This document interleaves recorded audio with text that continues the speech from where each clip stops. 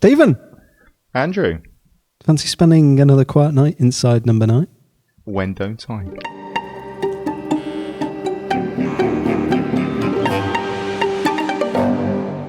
So we're spending this episode, I was going to say, inside Bernie Clifton's dressing room. We're not. We're spending it inside a church hall via a basket of props. Yeah. Yeah, we are. The way you thought that was going. I don't know. I just tailed off, petered out. So, Bernie Clifton's dressing room was directed by Graham Harper, produced by Adam Tandy, and written by Rhys Shearsmith and Steve Pemberton. It first aired on the 9th of January 2018. So Graham Harper, who is the same director as The Devil of Christmas.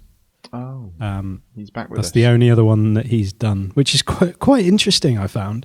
And weirdly answered put a piece in the jigsaw that I was thinking about, which, as you know from our conversation about Devil of Christmas, I really like the fact that you've got the story within the story and that sense of, I'm not quite sure where we're engaging with this. And in this, one of the things I really notice is the fact that within the bits that are being performed, there's that sense of like, is this real emotion or is this a part of the act? And I don't know if that's like Graham Harper's kind of area of expertise. But just really keeping you on your toes as to what you're actually watching at any given time. Exactly, yeah. So have you got a synopsis for us to get our teeth into before we start? I do. So we have variety duo Cheese and Crackers, who, following a split in their 70s, 80s heyday, decide to get together for one last performance together. But it turns out they're not both there. Mm. It's a solo gig. It is a solo gig. They are both kind of there. They are. In spirit. Mm. In body. Spirits. In body. One of them's in body. Yeah. I guess the other one is in body. Well, they're not in the church hall. We never see that, do we? Unless he's actually in the basket. Yeah. Maybe no, I don't think it's not. It's not a wicker coffin. Like a meat prop. We're back to meat prop. Yeah, which Graham Harper area of expertise. Time. Yeah. With sort of snuff films. This is not the start that this episode deserved. It's not. Like initial reaction, just wow. Yeah. Such an amazingly beautiful episode. It is, and it feels very unassuming and low key, and there's nothing grandiose or crazy going on at all. It is just very heartfelt, and like I say, low key. Absolutely, yeah. It's very British. The setting, I love the church hall is like so a British, like it's almost like the assembly hall, and you see the recognisable things like the little kiddie car. I don't know if you noticed that, like the toy car. So obviously you have like children's groups that go on in there. The fold-up tables, wooden chairs, jumble sale sign. Just bric-a-brac everywhere. Exactly. But yeah, this is just a really beautiful episode that again shows off, like when we're thinking of series 4 so far, it's almost a showing off the writing, showing off the ability to perform and their humour, their ability to deliver comedy with perfection.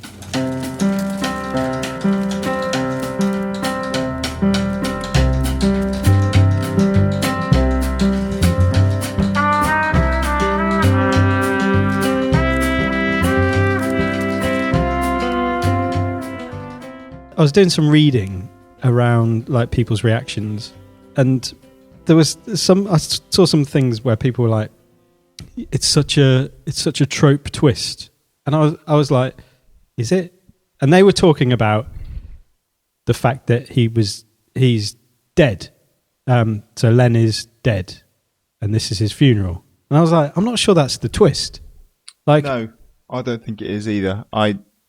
So like I said to you before, I do remember seeing it coming, and I don't know whether it was just because of the way he was talking felt very much as though he was reminiscing a lot, and going over old ground and having the conversation almost with himself.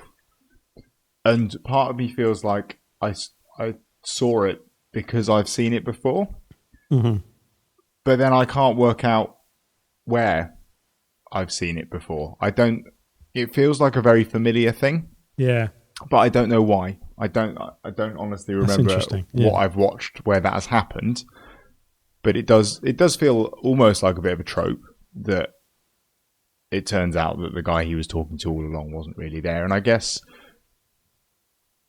I can't name any off the top of my head, but there are works of literature that do kind of involve that idea of speaking to someone that isn't there, and that being an inner monologue that the other half of you is the other person in the conversation. Yeah, exactly. And when that's revealed, it's kind of like it's a gut punch, but it's not. It doesn't. I don't think it kind of changes anything in terms of the main themes of the episode and the I don't know, those conversations that have gone on. It doesn't really matter if Len is actually there or if he's not there. And it lends a different weight to certain lines and those sorts of things, and it puts a different spin on him. Like, I don't know whether he found out that Leonard ended up homeless through finding the stuff in the bag and that kind of stuff. Whether just going through his stuff at that point was the moment he found out that had happened. Yeah. And that suddenly becomes even sadder that he didn't have the opportunity to help him out while he was still alive and those sorts of things. It does kind of change those things, but you're right. In terms of the storyline itself, him being in the room or not, it still represents a sad story. Yeah. Yeah, I thought that. Are these memories or are these revelations that he's experiencing as he sort of interacts with those things? Because obviously Len's stuff is there, because Leanne says, "Oh, you're going through my dad's stuff," and so yeah, it's where I love that interaction where he discovers that the bag of with the passport and the razor and the toilet paper. And Sweeney he's like, "What's all this?" Yeah, what's all this? You didn't tell me you're homeless. Yeah, it's props. Yeah, that's it, isn't it? He says it's props. Yeah. I thought we could, have a play. It's like, well, what's this for? Sweeney Todd gets diarrhea. Sweeney Todd. Sweeney Todd. Yeah, great idea, Sweeney Todd. And then, on reflection, when you're thinking, okay, this is either a projection of his memory of Len in those moments, it's like, that's a really lovely projection because he's told that joke. He's been really kind of positive and funny. So that's a reflection of how Tommy actually feels about Len, and as a memory. And yeah, kind of changes the way that you've experienced Tommy throughout the kind of first half, at least, of the episode. And I think that's the thing, isn't it? Is the twist wasn't, for me, the death reveal. The twist was in who you were kind of rooting for in the scenario and who you felt more sorry for, because you're set up in the first chunk of it to feel very sorry for Len, who's this happy-go-lucky guy who's almost had Tommy trying to sort of beat that out of him for, not physically, metaphorically, beat it out of him for so much time, and hasn't had an opportunity to carry on with the cheese and cracker stuff that he loved so much and he took so much joy from, and Tommy took that away from him, to then finding out that Tommy did take it away from him, but only because it was going to kill him if they'd carried on. It's like an act of compassion rather than Yeah, and what he you're loved thinking it. is, yeah, exactly. And He really loved it. You're thinking, oh, he's just the cold business head who is basically, well, he's gone on blankety blank without Len, and that's, he cares more about his own career or his own perception, like he does with getting someone to remove all the YouTube clips of anything that they've done and sort of eliminate that history. And it comes across in that the theme of that relationship, the professional dynamics between duos, where you often see that to some degree of like, there's the artist and the engineer, there's the creative one, and there's the one who's like, more interested in the mechanics, because that's what you see through the episode. Is Len is like, I just like making people laugh, and Tommy's like, yeah, but what are they laughing at? Like, what's the mechanics of this joke? And that comes through on that first bit with the interview, which is so fantastic with the hats. Yeah, and I think that the choices of sketch kind of represented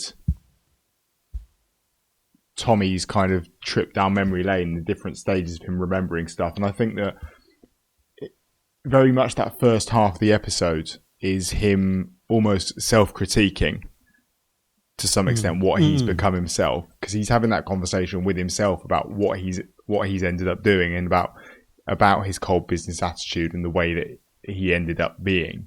Yeah. And that first interview sketch is him kind of, I think, reminiscing on quite how dated their comedy has sort of become. And I guess he alludes to that with the removing YouTube clips and stuff as well.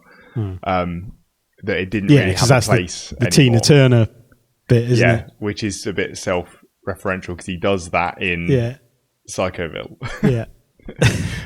But yeah, he's that first one is, yeah, you're right that it's doing the job of our comedy doesn't really fit here anymore. And it does raise that point of, it's not racist, the racism is the joke.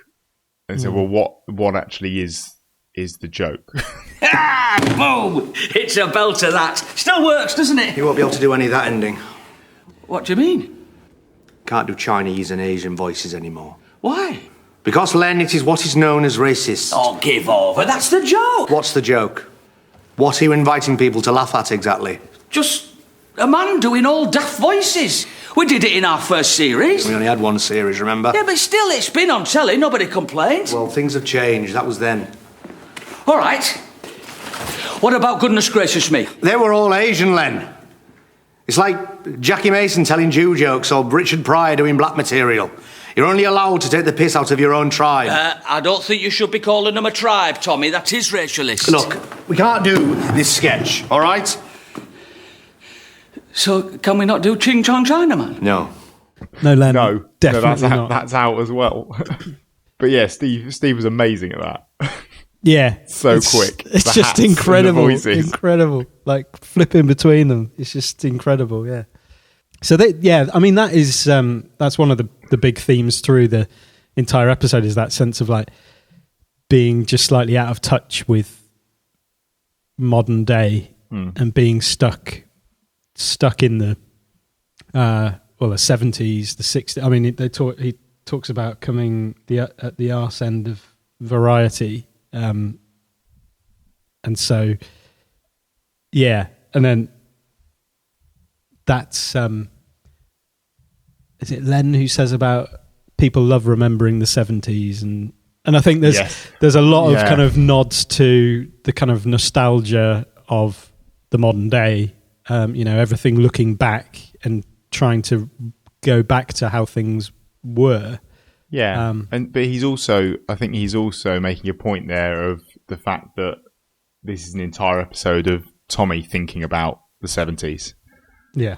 As well. And actually, Tommy isn't really enjoying thinking about the 70s right now. It's a bit like Les McQueen in the League of Gentlemen as well. They've done this before with the creme brulee thing, and they can't, and the character who can't move on from the glory days. That's a good point. And yeah, it's a shit business. Creme brulee there with Voodoo Lady from the album Just Desserts. Still available on mail order. The address coming up at the end of the show. Now, we all remember the long hot summer of 76. Ladybird invasions, tiger sharks off Brighton Beach. Blokes in the park charging £1 for a can of Pepsi Cola. But I wonder what creme brulee were up to. Well, they were dreaming of Memphis.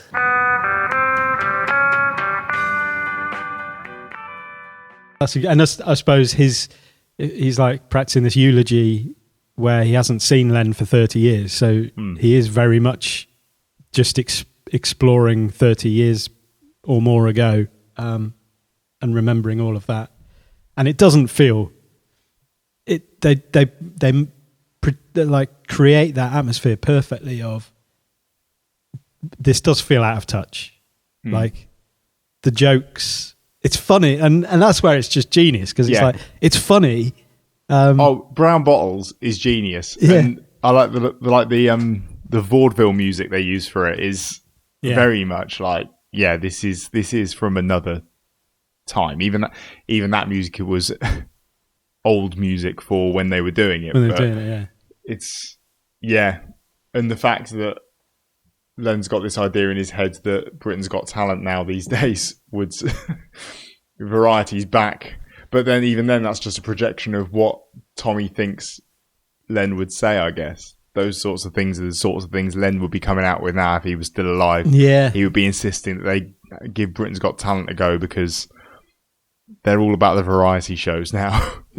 I'm just glad we're doing it again. Though I will have to tell that researcher on Britain's Got Talent, because if we change the name...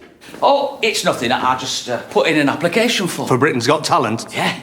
It's all back now, you know, Variety. Massive viewing figures. I can't believe... On what planet did you think I would humiliate myself by appearing on that programme? With you? The kind of... the Britain's Got Talent style variety show is even more clinical. So it's... like there was something kind of daring about when Variety was sort of coming through as a new way of entertaining and all of that stuff, and all of these jokes were being written, those classic duos were coming up and doing this for the first time. They do talk about those duos a lot, and those characters from that time a lot. Their names are dropped in all over the place. Yeah, like Sid Little's come to the funeral. As has couple of Nolans. A couple of Nolans. There is a weird link with the Nolans as well, actually. Oh, is there? There is. Christopher and Jonathan Nolan? Not those, a different Nolan. All right. A Nolan sister. Oh, fair enough. Yeah. Jeanette Cranky. That's it, She's there as well. The box. We just couldn't look him in the eye. She's only 4 foot. There's a nice flow to the episode between these moments of like emotional, it almost gets too much, and then it's diffused by a bit. And so they have that.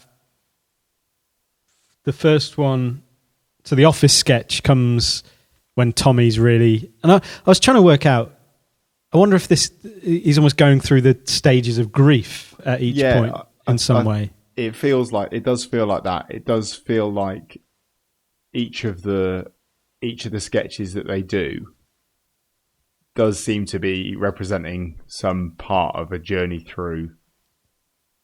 Yeah. This kind of getting to, and at the end, he's free when they do Tears of Laughter. Yeah. There's a freedom in Tommy after he's had that resolution from the £25 in the envelope, which we'll get to. What do we do? Do we hug, shake hands, rub noses? Let's just get on with it, shall we? I haven't got long. Okay. What do you want to do first? Shall we try the interview sketch? Ease ourselves in gently, as the bishop said to the choir boy? If you wish, yes. So yeah, the Office sketch is the first one, and that's after Tommy's been like really rude and you just watch, you're just thinking like, what an arsehole. And I guess that, and like I say, that does the job of like the denial that they could have gotten back together. Mm-hmm. It wouldn't have worked because their stuff was just out of place and out of date, and so it could never have happened anyway. Yeah. So there's no point in worrying about that. That's like there's your denial phase. That's exactly right. In your stages of grief. Yeah. And so then, the second bit is the coat and the hat. That's superb. Which again is just so good. Just really great physical comedy that Steve absolutely nails. And here you have the interesting expression on Tommy's face as he's watching him, and as you watch back for a second time, it's kind of like this is a memory. I feel like this is him remembering that. Yeah, exactly. He really enjoyed watching him do this at some point. He's remembering Len at his absolute best. Yeah, where he can pull that off, and it looks brilliant. Yeah, it really does. Yeah, Steve is clearly very at home with his physical comedy. Yeah, oh, he's so good. He is so good. And then this gets into the a bit more anger from Tommy about the childishness of the name Cheese and Crackers. It's only because cheese and onion was taken. Why did it have to be cheese and anything? Such great. I mean, love that setup of like, well, it's only because cheese and onion. Cheese has to be involved. This is not. That's not an argument at all. Well, there you go. You've just proved you don't need me. You're funny on your own. Of course I need you. You can't have crackers without the cheese. That's another thing. I hate that stupid name. I always did. But someone had already registered cheese and onion, I told you. Why did it have to be cheese and anything? It's so babyish. And it's not funny. Well, I think it's funny. It's too generic. First rule of comedy, be specific. You never say biscuit, you say Garibaldi. All right, Ted Bovis. If we do this, I want us to use our real names. And that's that little lesson in the rules of comedy. Be specific. It's not a biscuit, it's a Garibaldi. And that is very, very true. Yeah. You do have to be specific. Yeah. Although we're now going to suffer from not being specific with an example of when that happens. Yeah, that's the problem. Well, I think the Sweeney Todd gets diarrhea is an example of specific. and angry tomato. Not angry pineapple. Angry pineapple. This is where they had the argument over. So this was where he had imagined that Len would have applied to Britain's Got Talent, and they should use their own names if they were going to perform again, Shelby and Drake. But it can't be Drake and Shelby because of how that goes. I love it. It's so good. It clearly makes Drake sense in and his Shelby. head. Shelby and Drake. I'll be honest. When he first said it, I was convinced. I was like, "You're right. I know. You're right." It's like, that's spot on. Spot on. Yeah. All right, fine. I'll tell our Leanne to have us build a Shelby and Drake if that's what you want. Why Shelby and Drake? Why not Drake and Shelby? I don't know. It just sounds better. It's the music of it. Drake and Shelby goes down. What? Shelby and Drake, da-da-da-da. Drake and Shelby, da-da-da-da. You see, it goes down. Only if you do it like that, you could do Drake and Shelby, da-da-da-da. All right, fine. It's not a bother. Either way works. I'm just glad we're doing it again. No, that does not make sense. Drake and Shelby. So funny. Yeah. So then, this is also where he sort of first mentions that things haven't been very good for Len.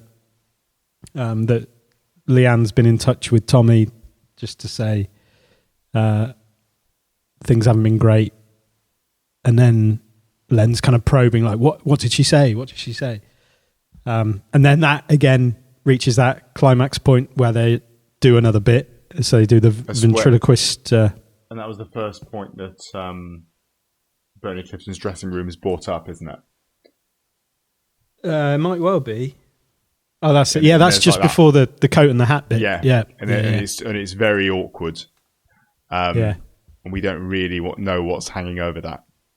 No, it's very obscure at that point. You're kind of like, what on earth? But I think that the thing is that you said we'll get to the end bit later with the envelope, but the whole episode is about unresolved issues, isn't it? About unresolved tensions that actually it turns out weren't unresolved, and he knew all along what that was. So Tommy had it in his head for the entirety of the time that they weren't together and weren't seeing each other after the breakdown in the relationship, that Len never had any idea what he had done for him, and that he completely missed what the problem was, never understood, when in reality he always knew.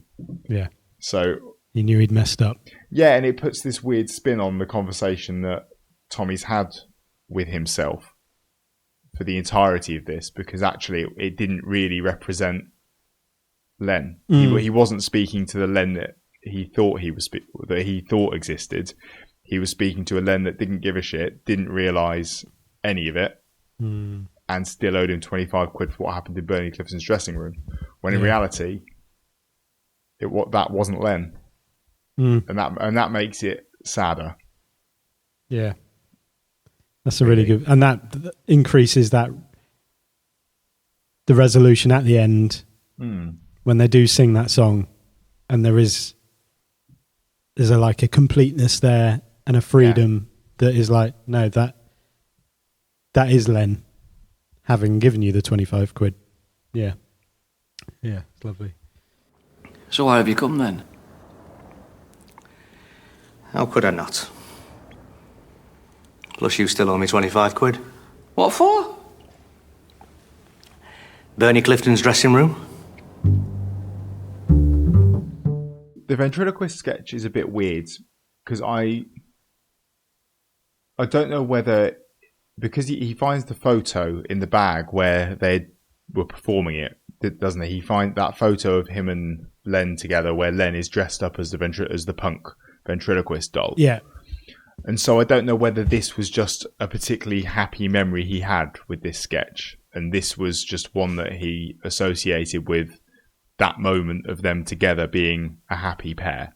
But there were bits in it, so Steve climbs in the basket, and that felt a bit coffin-y. Yeah, on reflection, especially when he calls out, "Are you still there?" Yes, I'm still here. Obviously, interesting. Yeah. Len isn't. And there's the bit in there where they mention the colon. He says, "Where'd you put a colon?" He says, "Up your bum." And there's a really weird pause, as though we don't know what actually killed Len in the end, do we? And I don't know whether that's something that. Yeah, that little mention of that, maybe it was something related. Yeah, it's a really good point. Yeah, because this sketch does have, because the insistence of Len, even when Tommy's like, "We've got to stop. This is the jokes are just not funny," and they are. We want to get all the TVs and video players. I think I was going to update it and turn it into computers. So, boys and girls, this is Vincent. Say hello, Vincent. Hello, Vincent. What are your first impressions? Sorry, I don't do impressions. No, I mean, what do you hope to get out of this school? All the TVs and video recorders. Yeah, I thought there, Tommy, we could update it and say computers instead. Yeah, whatever. Okay, Vincent, so we'll give you a quick test. How's your grammar? She's very well, thank you. How's yours? No, I mean your English grammar. Where would you put a colon? Up your bum! What? Nothing, carry on. Yeah, and then Len just insists, just do the last bit, the drink bit. Yeah. And the bit where he drinks the beer and then spits over the front row, which is just horrible. Not funny at all. And if you're on that front row, you're like, I'm now covered in beer and what spit. What are you doing? So yeah, that's a really good point about the basket and the and I think the colon. I hadn't noticed that. Yeah, could be just It's not a memory.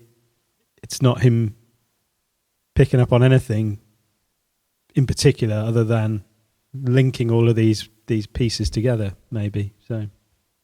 Yeah. Good point. It didn't fit in. So Brown Bottles follows this not long afterwards, and Brown Bottles had a very obvious place from the point of view of why they'd chosen that one. But this one just sort of stuck out a little bit as I don't know what this is. And this is before Len launches into a bit of a tirade against Tommy, saying you've lost your sparkle. Angry pineapples suck the life out of you. Which is a very weird image. Yeah. And that feels like and if that's Tommy's projection of Len judging him, or he's projecting onto himself, basically, and this is probably all a self-reflective. It is, even though he does ultimately know the truth of why it had to end. Maybe he feels bad for the way that he missold to Len, and he maybe was never frank enough with Len, and he feels awful about the fact that he was never frank enough with Len to stop Len on a self-destructive path. That he decided, you know what, I'm gonna turn into the bad guy here. I'll be the bad guy. I'll take this one on the chin. I'll be at fault for this all falling apart, so you don't have to deal with it. And in reality, that wasn't really doing Len any favours at all. And so when he made Len believe that the joy had gone out of it for him, and he hated it all, and he thought it was dreadful and twee and sad, and he couldn't get on board anymore, he ultimately might have been doing Len a bit of a disservice here. And he may be feeling a bit bad about that. Yeah. I imagine there's probably all sorts of emotions going on in him. Yeah. And this is a laugh's a laugh, however you earn it. Yes. Maybe for you. Yeah. Yeah, that's fascinating. Why do you think they wouldn't have you on Blankety Blank? Well, we died a death on Crackerjack. It was you. You're always pissed. I loved performing. I loved being on stage every night. Nothing gave me more joy. So why did you leave it all then? To save you. You turned into a monster after 6.5 hours on Anglia. I was frightened if we got any bigger. You were killing yourself. So I walked away. And the conversation they have here is that, they used to cry with laughter together, and Tommy he lost all of his sparkle and his humour. And we know why that was, because with what he was associating it with. Yeah. Yeah, and you see that connection when he pulls that picture out when Len goes for the cigarette, and there's that picture of them doing that sketch. He looks so happy. And the two of them, just really young and very happy. I did wonder if that was a genuine picture. I know, I was wondering. They had to build the sketch thing around that picture, where Steve was dressed up as some sort of caricature punk. Yeah. His UK subs jacket. Yeah, I'd love to know that, actually. Yeah. I mean, it could easily have been photoshopped, but yeah. It's a great picture. Like their heads on the flyer at the end. Yeah. Yeah. But yeah. And so, I mean, as a duo, they were beginning to get a little bit of success. They were doing okay. Like, they were appearing on the odd TV show, getting a string of live dates at Leeds Varieties. Is that what it's called? I'm not sure. Whatever the premier venue for the variety shows in Leeds was. And that's the thing, though. I think that they were probably nothing special, but they kind of fitted into the scene that was going on at the time, and they were just another one of those that was doing okay. Yeah, and their sketches are solid. Yeah, Maybe not now. Not now, but Especially as they can't do the jokes because half the people in them have been arrested by Operation U Tree. yeah, that's bit number 4. Yeah, I want to know what who that what is. and what that one man meant to mow sketch is, and how it goes, and why Operation U Tree has put pay to it being funny anymore. Every single one of them. There's what? He's not U-Tree, is he? Not yet. He will be. Yeah. I thought we could have a go at one man went to mow, with all the quick fire impressions, but we can't do it now. Well, we could if we practiced. No, we can't do it because they're all U-Tree. They're not, are they? God, you're right. He's not U-Tree, is he? Yeah, not yet, but he will be. But we can still do all the cartoon ones. Oh, Mr. Peevely, Mr. Peevely! Do you think people still remember the Air Bear Bump? Yes! People love remembering things that happened in the 70s. This lot don't. When I last did Panto... In 1992, carry on. When I last did Panto, I did them all. Hong Kong Phooey, Dick Dastardly, Mary Mungo and Midge. What did you do for Mary Mungo and Midge? I just watched the lift go down. Well, that must have been a fun evening. This is when he goes out for a cigarette. Yeah. And invites him out as well. And he says, "No, I stopped 20 years ago. So should you." Mm. And I think, again, pointing towards there could have been various Cause things of that death, killed yeah. him at the end. Whether it was colon cancer, lung cancer, esophageal from all the drinking, who knows? Mm-hmm. Or a combination of everything bad that he was doing. Yeah, because the suggestion is he's not very old. Yeah. If he's the same age as Tommy. Yeah, and then he comes, when he's confronted about the homelessness and have to be down here for voiceover work. And why didn't you tell me about it's the Tudor Crisps, isn't it? Tudor Crisps yeah. voiceover. But when was the last voiceover you had? Tudor Crisps, which I looked up, and the brand disbanded in 2003. So that's actually more recent than I thought it was going to be honest. Yeah, no, it went. I think it seemed to be quite a 1960s, 70s crisp. That was their heyday. Yeah, and then it got taken over by Smiths, and then whoever owns Walker's. And then bought Smiths, I think. And don't say that we don't give you solid information on this podcast. And then Walker's decided to end the Tudor Crisp brand in 2003. So, the history of Tudor Crisps with Andy Mort. But I've got nothing on Morecambe and Wise, but I can do Tudor Crisps. Yeah, and that's where he's like, "Why didn't you tell me?" And then he's like, "I didn't want you to be jealous. Not about the crisps." And I imagined at that point, I was like, "There's this whole backstory there because of the way that Tommy has been very matter of fact about. No, not about the crisps. It's like I bet they used to eat Tudor Crisps together, and this was like the dream to be on a Tudor Crisps advert." What's going on, Len? What's all this? Nothing, they're just props. I thought we could have a play, like I said. What were you thinking for these? Sweeney Todd gets diarrhea? No, but it's a good thought. Call it Sweeney Turd. Boom, we're off. Len. Are you... I can't believe I'm saying this. You're homeless, aren't you? Well, Leanne's got the baby now, and I have to be down here for voiceover work. When did you last do a voiceover? It was a while back, I grant you. I think it was for Tudor Crisps. Why didn't you tell me? I didn't want you to be jealous. Not about the crisps. About being homeless. How has that happened? I don't know, it just sort of crept up on me. Missed a few payments. Next thing I know, there's a sign on the door. All the locks have changed. I had 15 minutes to grab what I could. And yeah, this was where I said, like I said before, like the not knowing whether this is a revelation to him and finding that stuff in the bag is him finding out for the first time.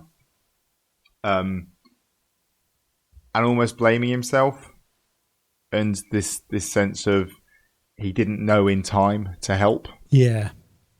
And even though the projection of Len says to him, I just wanted a reunion. Yeah, I just want you by my side. Like, I don't want your money. I don't care about... Yeah. And that... Yeah, it's hard. Because it's, in some ways, it's a bit weird that he's kind of telling himself, no, he wouldn't have wanted my money. I couldn't have done anything with the money. The money wouldn't have sorted it. Which stage of grief is this? I'm not sure. Where are we at? What they are. Have you got them? Denial, anger, bargaining, depression, acceptance. Maybe some bargaining there. Maybe, yeah. Some bargaining around the idea that the money wouldn't have helped. He's almost convincing himself there the money wouldn't have helped. Yeah. But maybe he's doing what he needed to do now by getting together for that reunion. That's him. This is him paying that debt. You should have told me. I could have helped you, but yeah, the money wouldn't have helped. Me to. But yeah. Yeah. This was weirdly. Yeah, this is where he said people love remembering stuff that happened in the 70s, and yeah, all of this is remembering stuff that happened in the 70s. This is all around the one man went to mow and the yew tree. Yeah. Tommy's voice went weird. I noticed that. And I don't know whether it was because they did some shots on a different day and Reese forgot. Yeah. But it was really odd. It changed. His accent became... more Yorkshire. It dropped really low. Yeah. It was really strange. Yeah. I didn't I understand. noticed that. Yeah. I don't know whether it was a deliberate shift that was done for a shift in tone. All right, but shouldn't we be thinking of something more contemporary? Who makes you laugh? Hey? What current stuff do you watch that makes you laugh? I've always admired that young lad, Joe Pasquale. Oh, he's 56. He's about as current as Kanjagoogoo. Funny bones, though, and he's a brilliant prop comic. But if you still want to make it in this game, you've got to follow what the rules are now. With my business head on, I'll be looking at current trends, gaps in the market. At the moment, we're an outdated model. It's heritage comedy. It's magic what we do. It's not a business. It is a business, Len. Show business. And that's what you failed to grasp. And that's why... What? Because this is before we went into brown bottles. And this is the conversation about now. Yeah. Who do you know now? Who makes you laugh now? Who's around? We need some contemporary stuff. And Joe Pasquale is obviously whose voice is the complete opposite of the very low down. Yeah, maybe he's distancing himself from Joe Pasquale by dropping his voice and going more Yorkshire. How can I be as far from Joe Pasquale as I can possibly get? I always admired that young lad, Joe Pasquale. He's 56. He's got funny bones. And the dressing room is brought up again. Yeah. And he thinks Len doesn't remember because his version of Len says, I don't remember. That's exactly. And this is my point. Yeah. It's the conversation around the rules and business. And, he's obviously coming at it from a thing of like, it's not business. He's lamenting that they failed to grasp. It's just taking things seriously in the way that they could have progressed the act, I suppose. Yeah. And it kind of comes under this thing of like his business head would say we need to be following current trends and we need to follow what the rules are now, and then Len's saying it's heritage comedy, it's magic what we do, it's not a business. But it falls victim to things like attitudes shifting around them and Operation U Tree exactly. taking out a whole bunch of their material. Yeah. And not that I'm saying that cheese and crackers were the main victims of what happened no, there. But yeah, they had no ability to really. They weren't particularly flexible in keeping up with what was going on, and there wasn't any sign that would suddenly be the case with this reunion either. Mm-hmm. Yeah, and there must be like a sense of, I don't know, lament and anger from Tommy's perspective of that romanticized view of what this is, because as he points out, like, no, it's show business, like it's always been that. It's always been pretty cutthroat, people getting in onto that. It's a shit business. It's a shit business. As Les tells us. As Les says, yeah. No, exactly. And so, again, to draw those links to that nostalgia, everybody's, thinking of the 70s, people like remembering the 70s. It's the same with thinking of show business, I think, in this part, where it's like you're imagining that there's this pureness to entertainment back there, but it's always been kind of shrouded by the business side of it. And it's not about the talent or the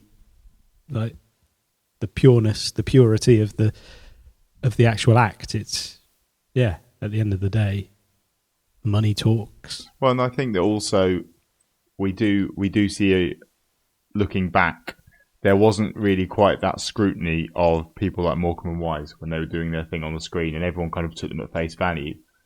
When in reality, there were probably things going on in the background there, and we know that an awful lot, a very high proportion of some of the funniest people that we've had on our screens over however many years, a lot of them are quite unwell, damaged people who, now that we have such intrusion and scrutiny on the people we see on our screens, we see a lot more.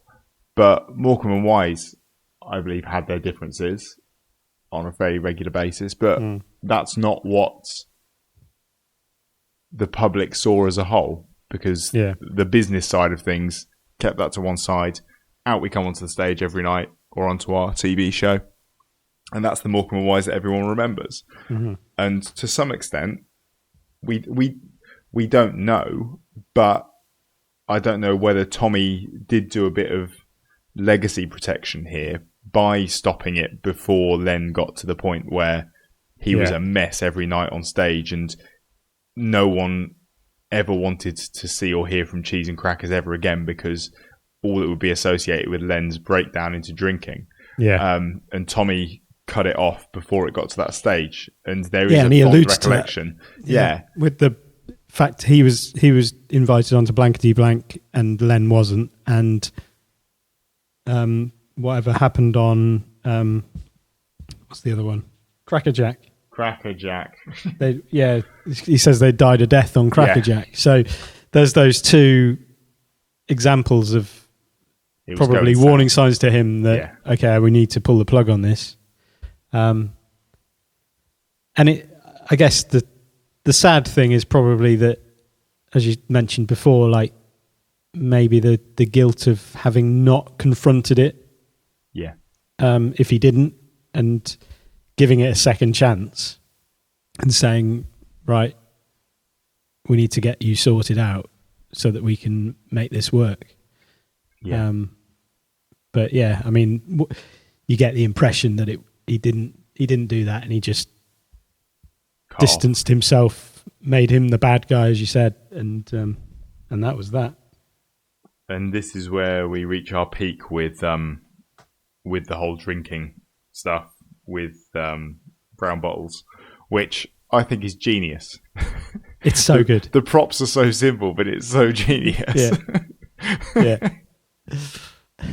The glove on the end of the umbrella on one end, and Steve on the other end. Like, I think what I enjoy so much about so many of these episodes is that they would run quite easily as a stage play.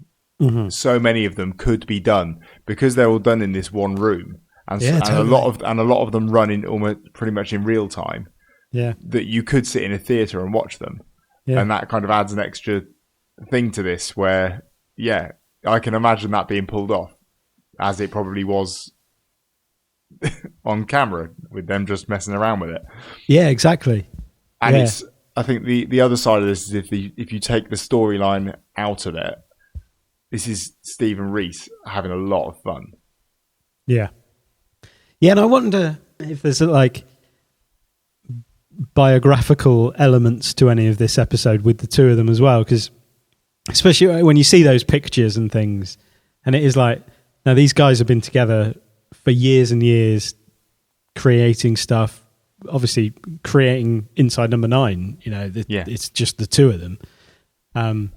And yeah, whether they're sort of like thrashing out some of their own relationship stuff through this is probably quite a healthy way to kind of settle differences and explore all of that stuff. Things like Steve's fed up with, maybe Steve is fed up with Reese turning to the audience after delivering his lines. Yeah, that's so funny. Just flip them on their head.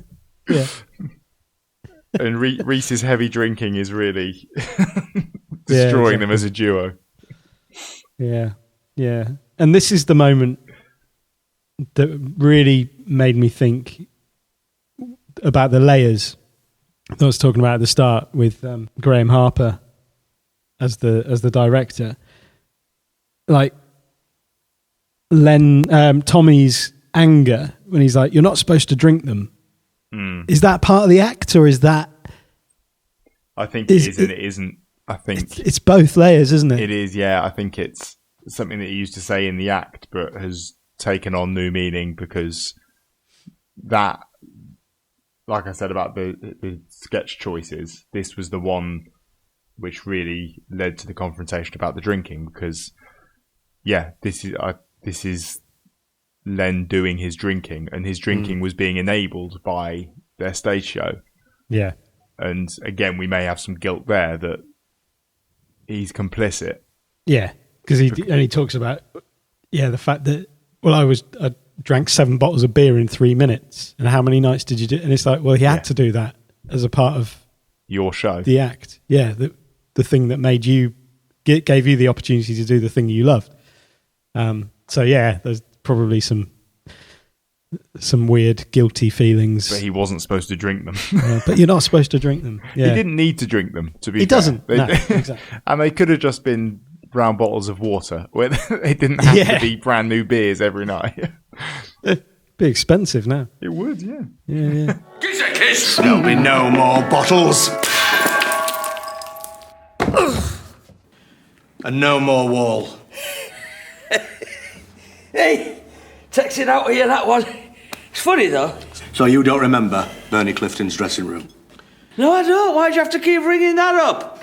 We were on stage, Glasgow Pavilion, doing brown bottles. You walked off to get the broom, you never came back.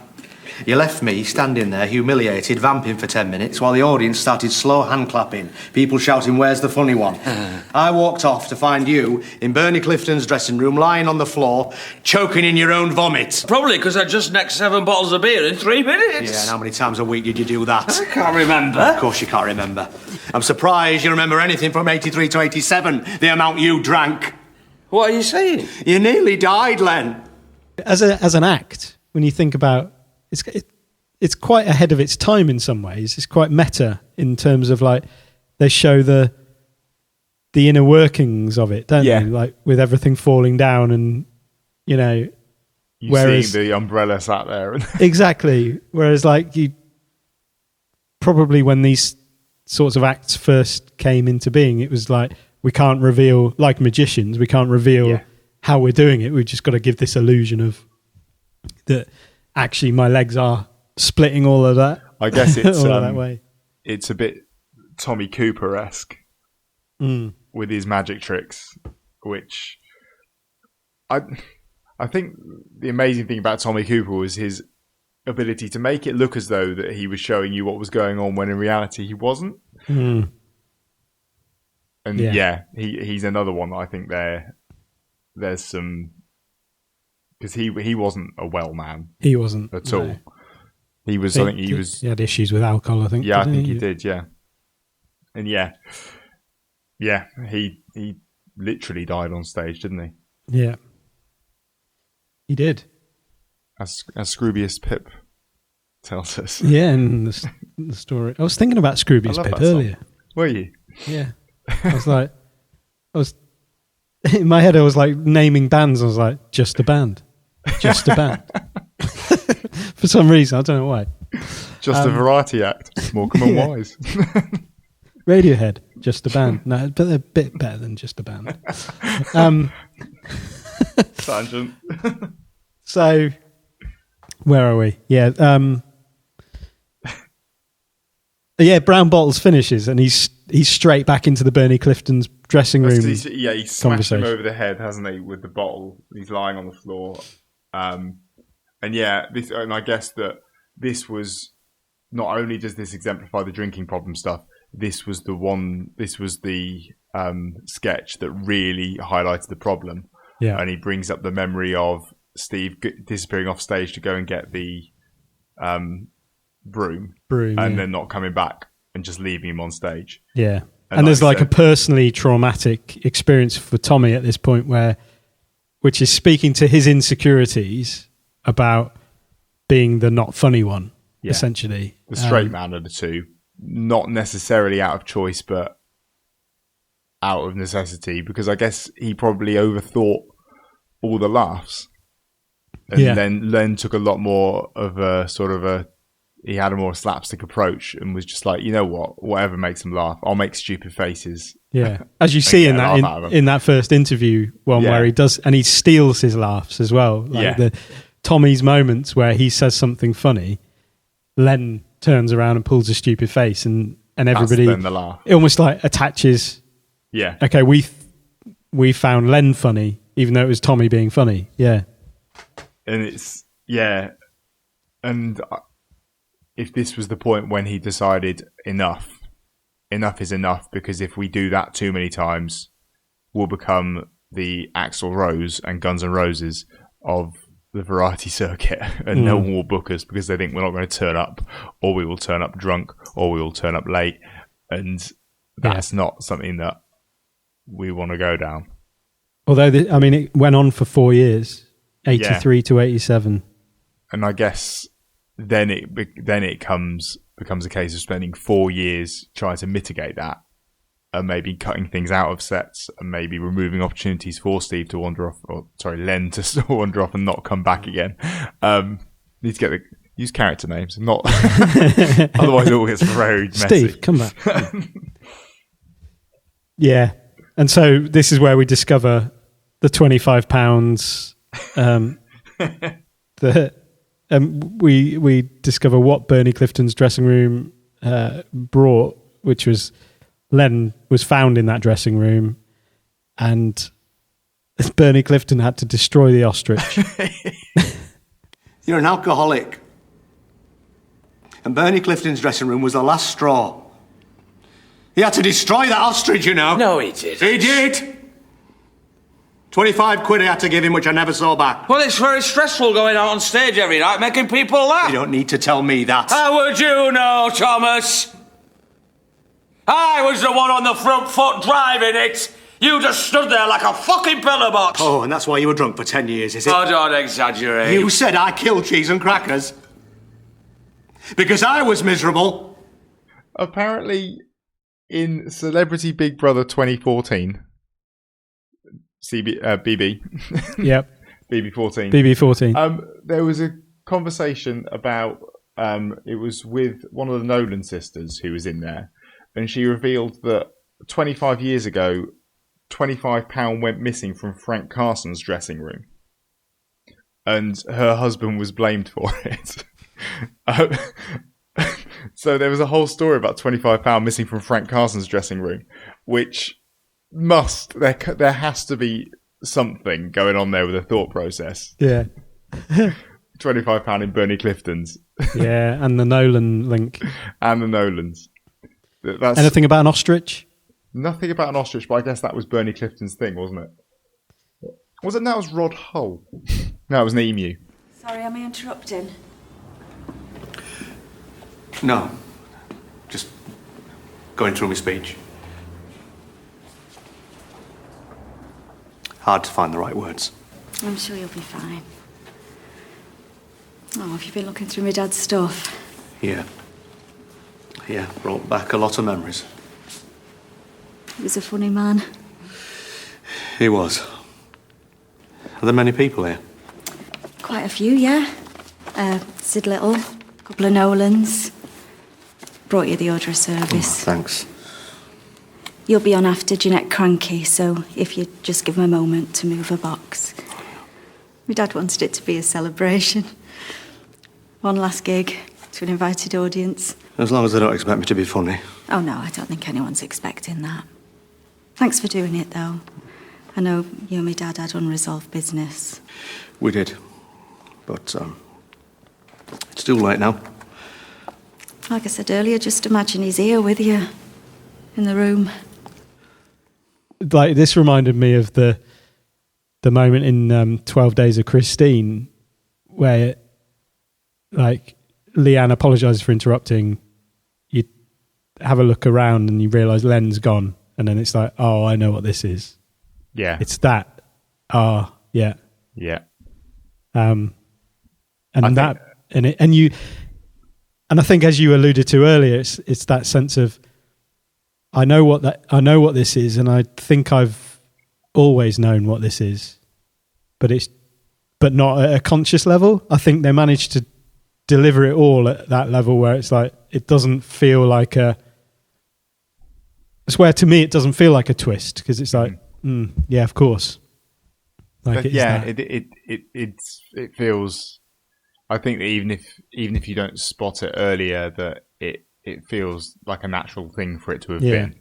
And I think that you also get that with the choice of words about you came back, and that's him coming back to it in his head, revisiting everything that happened, and maybe wishing that he hadn't. Yeah. I wish I hadn't bothered. Yeah. Yeah. It is tough. And Len by this point has become quite nasty and aggressive, quite hostile. Yeah. And that was the switch from who we were kind of sympathising, where our sympathies were lying here, I guess, to now being so much more with Tommy. Now we know the real story of what went on, and they don't let Len off the hook with it. Mm-hmm. It's not a case of he's sort of presented to us as this character that fell into something and he completely regrets that. Tommy is still imagining him as this aggressive drunk who wouldn't recognise what was wrong with him, and who didn't even know what had happened in Bernie Clifton's dressing room all these years later. And his kind of impression of Len is pinned on that. And that's what makes the end really sad. Yeah. Is that wasn't the Len, the real Len wasn't the Len he was arguing with. Yeah. At all. So Sean, but Leanne, hands him the envelope, the unsent letter, which reveals that he did know about Bernie Clifton's dressing room and did know that he owed him 25 quid, and there it was. Even though he was homeless and didn't have anything, he was trying to post him the £25 he owed him. Yeah. Which is kind of, I think, as you say, it does make the end sad when you reflect on his memory of Len. And what this was all about. It also makes it a happy ending, because it's like, no, it is resolved, and that, I guess bringing in the stages of grief with the acceptance part, it is that moment of, I'm able to almost reconcile, because Leanne says, I know you had unfinished business with it, and it's like, well, that unfinished business is now finished, and that the real grief that's going on for Tommy, although he hasn't known his friend for 30 years, the real grief is around that relationship, probably more than losing him to death. It's losing him in that moment and 30 years ago. and walking away from him, and actually it was him. It's almost the grief Tommy has over the end of the partnership, the duo that he's dealing with through the episode, as much as the grief that he's dealing with. But his death. But the resolution there does let him have this, and this ends up being the only bit that they do together that isn't interrupted by something. Yeah, it isn't let down by dated attitudes or by weird moments of realization about things, or by covered up anger about drinking the bottles and what happened with that sketch. This is actually a pure moment where the two of them together revisit something and do it fully with nothing. And it's just sheer joy. Yeah. And Tommy's fully invested. You know, he's got a smile on his face, and it's the first time in the entire episode you feel like he's into this. Yeah. This is, he's back. Cheese is back. Is he Cheese? I don't know. Who it is. Tommy Cheese. Len Crackers. Lenny Crackers and Tommy Cheese. Cheese and crackers. Cheese and crackers. Crackers and cheese. Thank you, old pal. It's almost time to say goodbye to Tar and fare thee well. It's almost time to bring the curtain down. I'll say adieu. To me. To you. So long it has been swell. But don't you cry the tears of a clown. If you're going to cry tears of laughter. A smile takes much less effort than a frown. So let's have one more joke and raise the rafters, 'cause laughter's the best medicine in town. Doctor, I keep feeling like a woman who delivers babies. Ooh, don't worry. It's just a midwife crisis. Yes, if you're going to cry tears of laughter. Your funny bone can never break in two. Misery might let you win a BAFTA, but laughter is my memory of you. We haven't had many episodes, even to this point, of just Steve and Reese. There aren't many of them, I guess. Tom and Jerry very much so. Yeah, it hasn't felt like there's one for a while. It's going to turn out I'm completely wrong, and we have had one more recently than that. But it seems like it's been a while since it's just been the two of them for the most part. And this didn't seem just like a joyful song and dance routine in character. They looked like they were actually genuinely having a lovely time. Yeah. I think they could do a job on the variety circuit. I think they could. They could do anything. They've got the stuff. Literally, they could do anything. Even performing stuff in iambic pentameter on a stage at the Glasgow Pavilion. Yeah, it's just amazing. And it's a joy to behold. And I absolutely love this episode. Yeah, enough. Well-earned BAFTA by Steve for.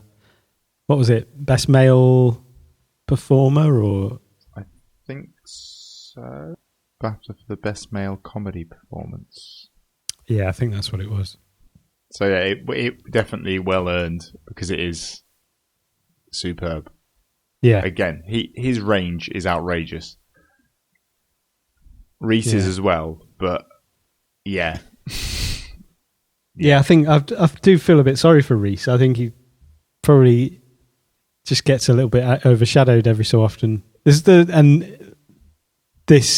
episode there's probably some truth. Yeah, this is that was the Tudor Crisps voiceover moment. Yeah, exactly. That BAFTA Awards. Yeah, I didn't tell you about it, Reese. Sorry, didn't want you to get jammed. What do you mean? Didn't tell me? It was on television. I was watching it. Yeah. I was there. Yeah, I really like the end because obviously Leanne's said, just to let you know, when they bring him in, it's going to be Tears of Laughter being played. And there was an acknowledgement of that, like, oh, okay, yeah, thanks. And the way that it transitions from, where Len fades out and then the kind of church organ Yes. version of it kicks in, and it's like that's just transitioned into he's coming in, he's being brought into the church at that point.